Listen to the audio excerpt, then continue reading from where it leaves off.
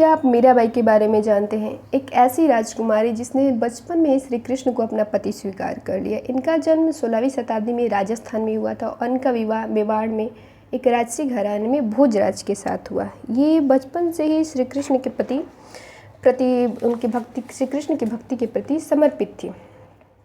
इन्होंने अपनी भक्ति भाव को भजनों में और कई सारी कविताओं में व्यक्त किया। इनके गीतों ने उच्च जातियों के जो रीति रिवाज और नियम कानून थे उसको खुली रूप से चुनौती दी। इनके द्वारा रचा गया एक गीत इन्होंने जो इनके साथ जो घटनाएं हुई उसके बारे में यहाँ लिखा है।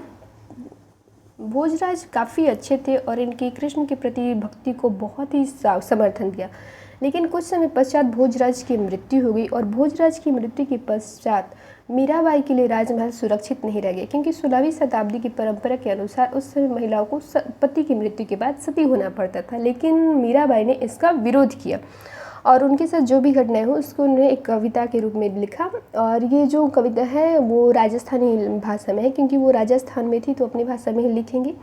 तो इसका मतलब ये है कि मीराबाई ये बताना इस कविता के माध्यम से चाह रही हैं कि उनके ऐसा लोक लाज कुरला मर्यादा जगमा जेकड़ा राखरी महल अटारी सब त्याग्यो थारो बसनो शहर राड़ा जी थे क्याने राखो महासु बैर बिखरो प्यालो राड़ा भेजिया पीवा मीरा हासिरी। यानी कि वो बता रही हैं कि लोक लाज कुल की मर्यादा वो मैं सब त्याग गई, जो महल ऊंचे स्थान है, जो भोग विलासिता की वस्तु है वो सब कुछ मैंने त्याग दिया, जो तुम्हारे राजसी वस्त्र थे, बसा बसाया शहर था, वो सब कुछ मैंने त्याग दिया। लेकिन तुमने मेरे लिए विष का प्याला भेजा। ऐसा नहीं था कि मैं बार बार गलत प्याला के विष को पी गई, बार बार मेरा प्याला बदला नहीं गया, बल्कि मैंने उसी विष को पिया जो तुमने भेजा था। लेकिन मैंने ये सोचकर नहीं पिया कि वो विष है, मैंने ये सोचकर पिया कि अगर मेरा जीवन कृष्ण को समर्पित है तो वो जो विष आया है मेरे हिस्से वो कृष्ण का आशीर्वाद है, और मैंने उसे दुखी के साथ नहीं बल्कि खुशी के साथ, हर्ष के साथ और ये समझकर पिया कि वो अमृत है, और वो सच में उनके लिए अमृत हो भी गया। वो ये बता रही हैं राणा ने क्या, लेकिन वो बता रही हैं कि फिर भी मैं तुम लोगों से बैर क्यों रखूं।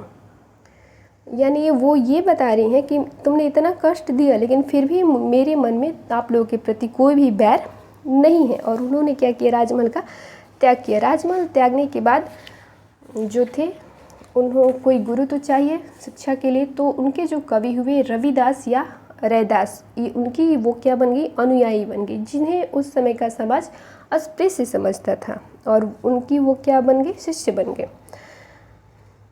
और मीराबाई का जो भजन थे वो राजस्थान के लोगों के बीच काफ़ी लोकप्रिय हुए, क्योंकि वो वहीं से थी तो वहाँ के लोगों के बीच ज़्यादा घुल मिल गई, और क्योंकि भाषा को जो लोग समझेंगे वही तो उसका प्रचार प्रसार करेंगे और उसे आगे बढ़ाएंगे। उनकी जो प्रमुख कृतियाँ क्षेत्रीय भाषा में रची गई, राग गोविंद टीका, राग सोरठ और मीरा की मल्हार, उनकी प्रमुख कृतियाँ हैं। उनकी जो कृतियाँ थीं खासकर क्षेत्रीय भाषा में ही रची गई, और जिसे आसानी से गाया जा सकता था। वहाँ के लोग उसे अच्छे तरीके से समझते थे और अच्छे से उसे गाकर एक दूसरे तक पहुँचाते थे, और वो राजस्थान के क्षेत्र में बहुत ही लोकप्रिय हुई। और उस समय जो ये उनके जो गीत थे वो मौखिक रूप से ज़्यादा ही एक दूसरे के बीच प्रसारित हो रहे थे। इनका जो प्रसारण मुख्य रूप से जो उस समय के निर्धन वंचित समुदाय थे और उस समय की जो महिलाएं थी उन लोगों ने किया। मीराबाई से कुछ क्वेश्चन ये भी पूछता है कि मीराबाई का पहले तो पूछता है जन्म कहाँ हुआ, तो राजस्थान में 1498 में। और राजस्थान की राधा किसे कहा जाता है, तो मीराबाई को राजस्थान की राधा कहा जाता है। और महात्मा गांधी ने मीराबाई को पहली सत्याग्रही महिला कहा था। धन्यवाद। वीडियो के बारे में अपनी राय कमेंट सेक्शन जरूर बताएं।